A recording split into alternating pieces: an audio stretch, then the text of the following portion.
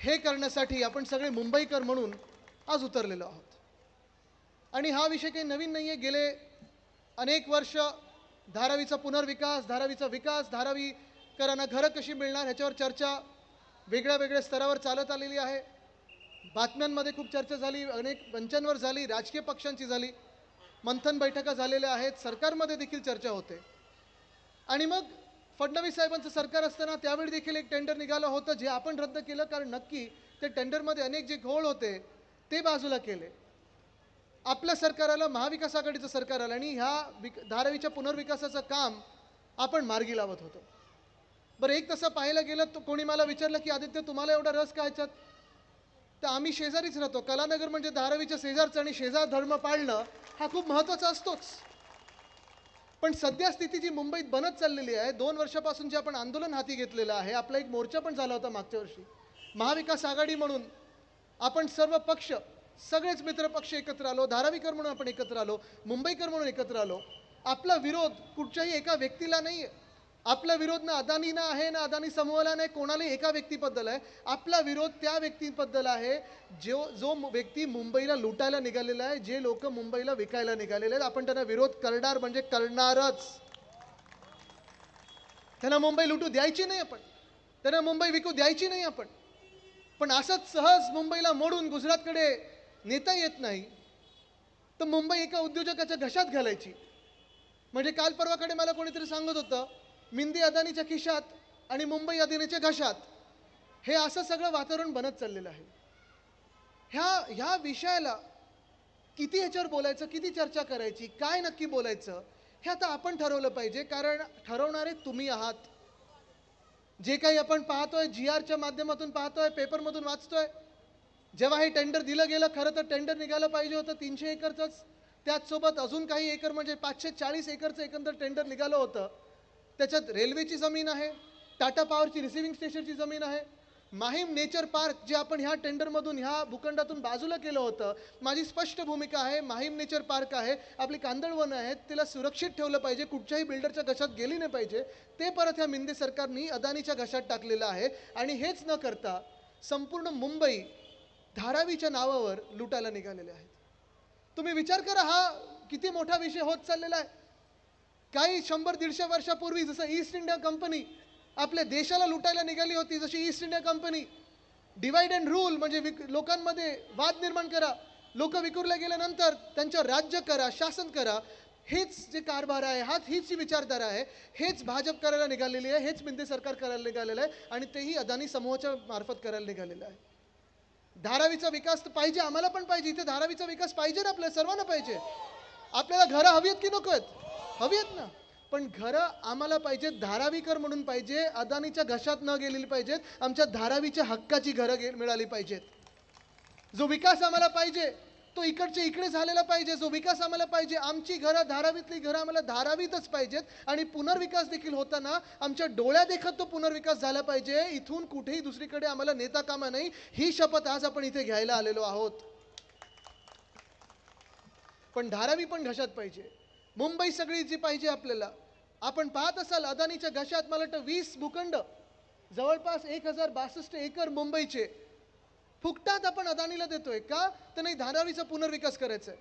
पण धारावीच्या 300-350 एकरचा पुनर्विकास करत असताना धारावीची जी जनता आहे, धारावीचे जे नागरिक आहेत, जे इथे समोर माझ्या बसलेले आहेत, तुमचा पुनर्विकास करत असताना अदानीला तुमचा पुनर्विकास नकोय, तर स्वतःचा विकास करून घेतला पाहिजे। आणि अदानीला जगातले सर्वात जास्ती पैसे असलेली जी लोक आहेत यादीत आहेत, अजून किती पैसे पाहिजेत मला माहित नाही, घ्या जगातले पैसे सगळे, पण ते सगळं करत असताना, स्वतःचा बँक अकाउंट भरत असताना आमच्या धारावीकरांना तुम्ही इथून बाहेर काढू शकणार नाही। म्हणून आज आम्ही इथे सगळे महाविकास आघाडीचे पक्ष एकत्र आलेलो आहोत। तुम्हाला आश्वासन देत आहे मी, कुठच्याही परिस्थितीत आपण धारावीकरांना हात लावू देणार नाही। पुनर्विकास पाहिजे, पण आम्हाला धारावीचा पुनर्विकास पाहिजे, अदानी समूहाचा विकास नको, आम्हाला धारावीकरांचा विकास पाहिजे। इथे ज्या इमारती होतील त्या धारावीकरांच्याच इमारती होतील, हा विश्वास आम्हाला सरकारकडून पाहिजे। पण कुठे थांबायचं कळत नाही सरकारला, कारण सरकारचं, भाजपचं मालक कोण आहे? भाजपचे मालक कोण आहेत? खरे मालक ऐकून आलं? मिंदेंचे खरे मालक कोण आहेत? या सरकार खोके सरकारचे खरे मालक कोण आहेत? आणि मग मालकाला कोणी नाही बोलू शकतं का? नाही बोलू शकत. मालकाला होय राजच बोलायला लागतं.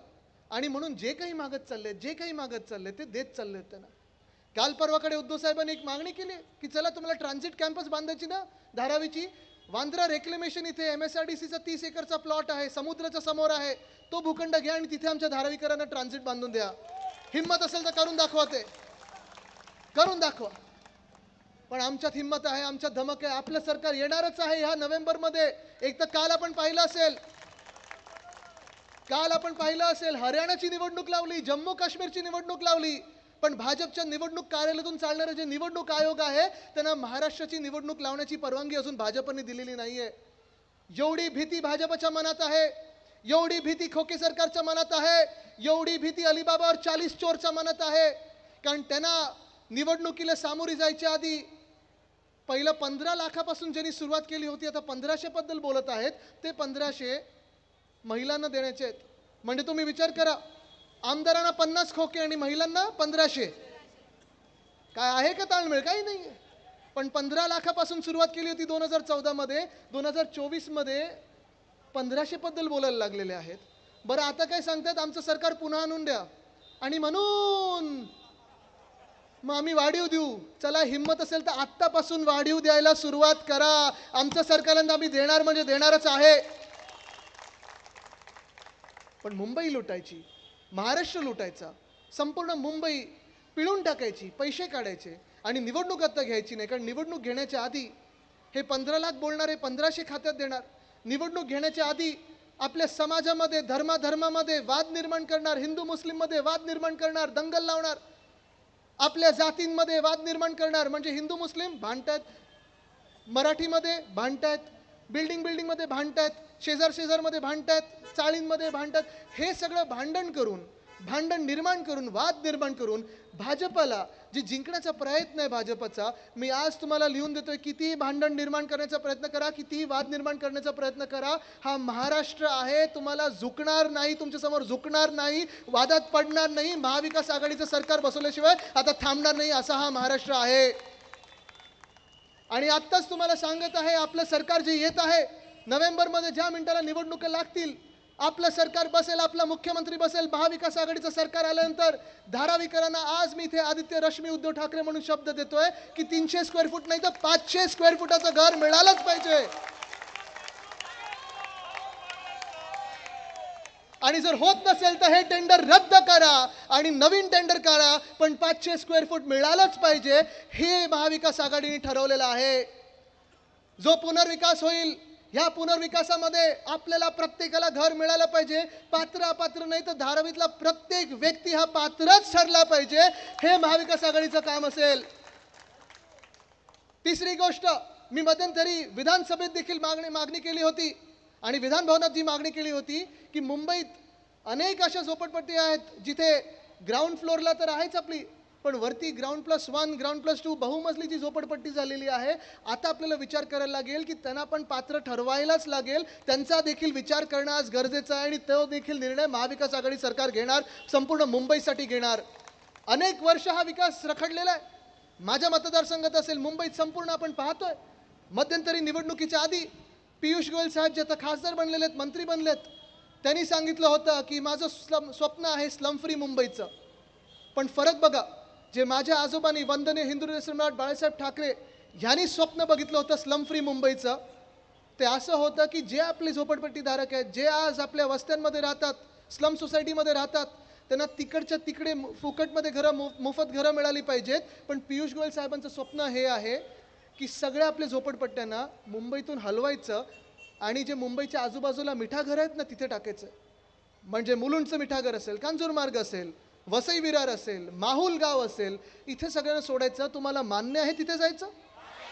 आणि म्हणून मी तुम्हाला आज विचारत आहे, तुम्ही कुठच्या स्वप्नाच्या बाजूने राहणार आहेत? जे वंदनीय हिंदू सम्राट बाळासाहेब ठाकरेंनी स्वप्न बघितलेलं की जागच्या जागी घर, हक्काचं घर हे मिळालंच पाहिजे, आपल्यासोबत तुम्ही उभे राहणार की भाजपच्या सोबत उभे राहणार आहे? तुम्ही मला सांगायचं आहे.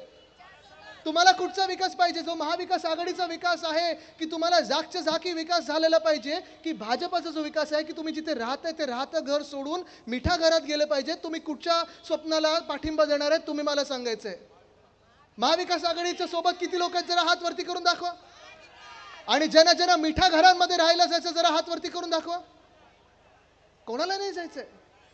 पण आज जे मी सांगत आहे, भांडण अशी निर्माण करायची, वाद अशी निर्माण करायचे की महाराष्ट्र मागे जाणार कसा, महाराष्ट्रात विकास होणार नाही कसा, महाराष्ट्र पुढे जातोच कसा, हे जी पोटदुखी आहे भाजपच्या मनात, ही जी पोटदुखी आहे मिंदेंकडे, ती दुर्दैवी आहे. आपण पाहतोय गेले 2 वर्ष खरं तर हे खोके सरकार, मिंदे सरकार आपल्या डोक्यावर बसवल्यानंतर आपल्याला वाटलं होतं की महाराष्ट्राचा झपाट्याने विकास होईल, महाराष्ट्रामध्ये तरुणांना नोकऱ्या मिळतील, महिला सुरक्षा हा एक विषय समोर येईल, आपल्या शहरांचा विकास होईल, शेतकरी आहेत ते खुश असतील. पण आज आपण पाहतोय प्रत्येक वर्ग जो आहे, शेतकरी हैराण आहेत, शेतकरी आत्महत्या वाढत चालल्यात. महिला सुरक्षेचं तर बोलूच नका. आज सायन हॉस्पिटलमध्ये एक केस झालेली आहे, महिला डॉक्टरवर अटॅक झालेला आहे, पण अजून मला वाटतं मुख्यमंत्री काही बोलले नाहीत. बोलले असतील ते मला माहीत नाही. पोलीस भरती 17,500 पदांसाठी पोलीस भरती घेतली होती, भर पावसामध्ये घेतली होती. पुणे जिल्ह्यात आंदोलन झालं, गडचिरोलीत आंदोलन झालं, चला पोलीस भरती घ्यायला तरी लागले, चला चांगलं आहे. पण 17,500 पदांसाठी किती मुलं आली होती माहिती का मुंबईमध्ये?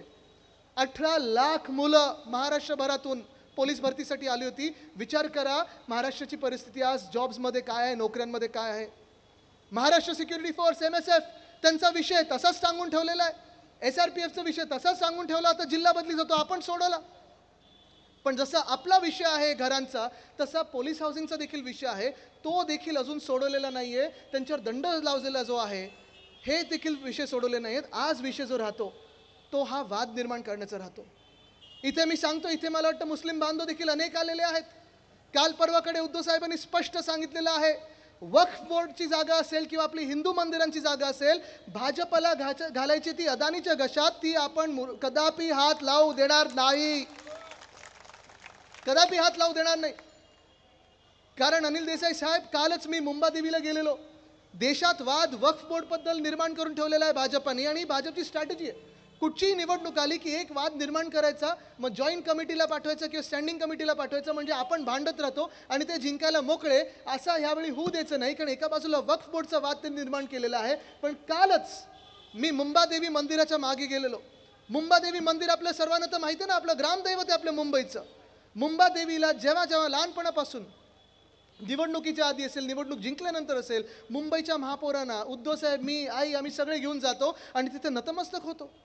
पण तिथेच काल मी जेव्हा गेलो होतो, मला त्या ट्रस्टीजनी बोलवलं होतं आणि त्यांनी मला दाखवलं मुंबादेवीच्या आसपास देखील अशीच सगळी दुकानं आहेत. कारण जेव्हा पुनर्विकास होतो तेव्हा मुंबईत नुसतं रहिवासी नाही तर दुकानदारांचा देखील विचार करणं गरजेचं आहे, तिकडच्या व्यापाऱ्यांचा विचार करणं गरजेचं आहे, छोटे मोठे जे उद्योग आहेत त्यांचा विचार करणं गरजेचं आहे, महिला ज्या छोटे मोठे बचत गट चालवतात त्यांचा विचार होणं गरजेचं आहे, शाळांचा विचार होणं गरजेचं आहे, धार्मिक स्थळांचा आणि समाज मंदिरांचा देखील विचार होणं गरजेचं आहे. मुंबादेवी मंदिराचं तिकडे जे स्थानिक आमदार आहेत, जे आपले अध्यक्ष होते, घटनाबाह्य सरकारने जे बसवले होते, राहुल नार्वेकर साहेब, त्यांनी मध्ये एक बैठक घेतली. विषय सगळ्यांनी ऐकून घ्या, प्रत्येक समाजाने प्रत्येक धर्माने हा विषय ऐकून घ्या, खूप इंटरेस्टिंग विषय. त्यांनी एक बैठक घेतली की आता मुंबादेवी परिसराचं सुशोभीकरण करायचं. ठीक आहे, सुशोभीकरण चांगलं आहे, करा, काहीतरी चांगलं होईल, देखणं होईल. पण सुशोभीकरणामध्ये ते न्यासाच्या लोकांना बोलवलं, मुंबादेवी मंदिराच्या ट्रस्टच्या लोकांना बोलवलं आणि बसवलं आणि एक प्रेझेंटेशन दिलं. त्यांना न विचारता मंदिराच्या मागची जी जागा होती त्याच्यावर हडप केली. तिथे कॉन्ट्रॅक्टरनी काम पण सुरू केलं. आता 17 मजल्याचं कार पार्किंग बांधत आहेत तिथे मुंबादेवी मंदिराच्या जागेवर, मागच्या जागेवर, जिथे अनेक वर्ष नवरात्रीच्या वेळी आपले सगळे भाविक जे जातात, लाईन लावून उभे राहतात, सभामंडप निर्माण करतात, त्याच जागेवरचा कार पार्क नागपूरच्या कुठच्या तरी कॉन्ट्रॅक्टरला दिलेला आहे. नागपूरचा कॉन्ट्रॅक्टर भाजपचा जवळ आहे की नाही मला माहीत नाही, पण ती जागा देखील कॉन्ट्रॅक्टरच्या घशात. मंदिराच्या मागे 17 मजली इमारत, म्हणजे आता ही किती मजली मला माहीत नाही, पण बघा तुम्ही किती मजली होणार. मंदिर तर झाकलं जाणार, मंदिराला सुरक्षेचा धोका निर्माण होणार. आणि हे सगळं झाल्यानंतर मंदिराच्या मागे कार पार्क आहे, तिथे पोलीस जाऊन ते कार पार्क बंद करणार, कारण सुरक्षेचा धोका निर्माण होतोच. सिद्धिविनायकच्या बाहेर देखील आपण गाड्यांचं पार्किंग करू नाही शकत. पण हा सगळा न विचार करता तिकडच्या दागिने बाजारला उठवायचं आहे, तिकडचे जे आजूबाजूला सगळे जे दुकानदार आहेत, सगळ्या जाती धर्माचे आहेत, त्यांना उठवायचं आहे. मुंबईला मारायचं या लोकांना, आणि म्हणून भाजप आणि मिंदे आपल्या डोक्यावर बसलेलं आहे. हा धारावीचा विषय एक आहे, मुंबादेवीचा एक विषय. जसं मी सांगितलं, वक्फ बोर्डबद्दल चर्चा होताना हिंदू मंदिरांवर देखील यांचा डोळा आहे. अयोध्येचं जे पूर्ण आजूबाजूची जागा घेतली आहे, लोधा साहेबांनी जागा घेतलेली आहे. बिल्डर आहेत लोधा, मला माहीत नाही ते आमदार आणि तेच एकत्र आहेत की नाही, पण ही जागा कारसेवकांसाठी तुम्ही फुकटात देणार आहात की लोकांना विकणार आहात, हा विचार देखील आपण केला पाहिजे. वाराणसीचा जो कॉरिडॉर बांधलेला आहे, अनेक मंदिरं, 800, 900, 1000 वर्षापूर्वीची मंदिरं, मी जेव्हा तिथे गेलो होतो दर्शन घ्यायला, तिकडच्या पुजाऱ्यांनी मला सांगितलं की साहब हमारे पुराने मंदिर थे, मूर्तियां थी, स्टोन कटर से काट दिया मूर्तियों को, मंदिरों को तोड़ा गया. स्वतः शंकराचार्य महोदयांनी सांगितलेलं आहे की आज आपण पाहतोय वाराणसी असेल, अयोध्या असेल, जुनी मंदिरं ही तोडलेली आहेत, स्टोन कटरनी मूर्त्या तोडलेल्या आहेत, आणि हे आता आपल्यामध्ये वाद निर्माण करायला लागलेले आहेत. हा विचार आपल्याला करायचा आहे की आपण अशा लोकांना सरकारमध्ये पुढे बसू देऊ शकतो का, हा विचार आपण करायचा आहे. वक्फ बोर्डवर नसेल किंवा हिंदू मंदिरं असतील, हे जे स्वतःच्या घशात टाकायला निघालेले आहेत, आपण आपली एकजूट कायम ठेवणार आहे की त्यांच्या प्रोपगँडाला बळी पडून विखुरले जाणार, हा विचार आपण करायचा आहे. धारावीमध्ये सर्वेक्षणाच्या वेळी अनेक लोक कोणाला कोणाला विकत घेण्याचा प्रयत्न करतील, कोणाला किती खोके कोणाला धोके हे देखील देण्याचा प्रयत्न करतील, धमकवण्याचा प्रयत्न करतील. मी तुम्हाला आज विचारतोय, तुम्ही त्या खोके धोक्यांना आणि धमक्यांना बळी पडणार आहात का?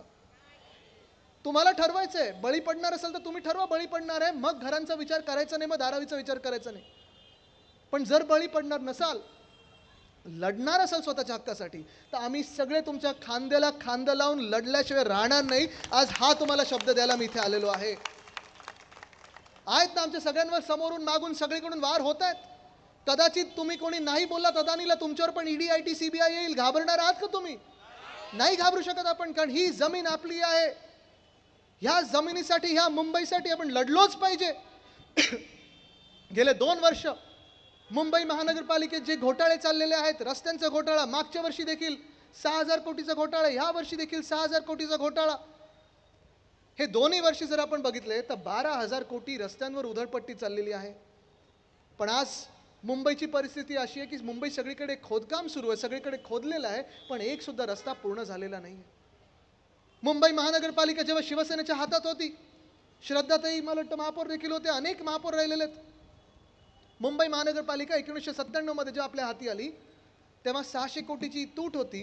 आपण महापालिका सोडत असताना पुन्हा जिंकणार आपण, पण 2022 मध्ये जेव्हा टर्म संपली तेव्हा 92,000 कोटीचं सरप्लस होता, आणि प्रत्येक पैसा आपण जनतेच्या सेवेत लावला होता. पण 2 वर्षात ह्या मिंदे सरकारने हा सगळा जो पैसा आहे, हा सगळा पैसा मुंबईकरांच्या सेवेत नाही तर कॉन्ट्रॅक्टरच्या सेवेत लावलेला आहे. 92,000 कोटीचं सरप्लसवरनं आपण 2 लाख कोटीच्या डेफिसिटवर गेलेलो आहोत. 2 लाख कोटीची तूट आहे, आणि याच तुटेमुळे उद्याच्याला पुढच्या वर्षापासून मुंबई महानगरपालिकेचे सगळे आपले जे कर्मचारी आहेत त्यांना वेळेवर पगारही मिळणार नाही आहे, पेन्शन तर मिळणारच नाही, ग्रॅच्युटी वगैरे सगळं विसरून जा, कारण BSTची ग्रॅच्युटी ती देखील अजून पेंडिंग आहे. हा विषय मांडायचा तरी किती मांडायचा? अनेक लोक आपण जे कामगार आहोत, वेगळ्या वेगळ्या ठिकाणी जे कामं करत असतो, मग हॉटेलमध्ये असेल, शाळेमध्ये असेल, फॅक्टरीमध्ये असेल, छोट्या मोठ्या फॅक्टरीमध्ये असेल, मोठ्या फॅक्टरीमध्ये असेल, भाजपच्या मनात कामगार कायदे देखील बदलायचे आहेत, आणि ते आपण बदलू द्यायचे नाहीत. कारण हा महाराष्ट्र जो आहे तो कामगारांचा महाराष्ट्र आहे, मिल वर्कर्सचा महाराष्ट्र आहे, माझ्या महाराष्ट्राचा महाराष्ट्र आहे, धारावीकरांचा महाराष्ट्र आहे. आपल्याला लढाई ही एका जिद्दीने लढायला लागेल. आणि ही जी सभा आपण आज लावली ती एवढ्यासाठीच लावली कारण हे सर्वेक्षण जे सुरू झालेलं आहे, तुम्ही जर ताकदीने लढलात तर ती ताकद 100 हत्तींचं बळ आणि एका वाघाचं बळ आम्ही तुम्हाला द्यायला तयार आहोत, तुमच्यासाठी लढण्यासाठी तयार आहोत.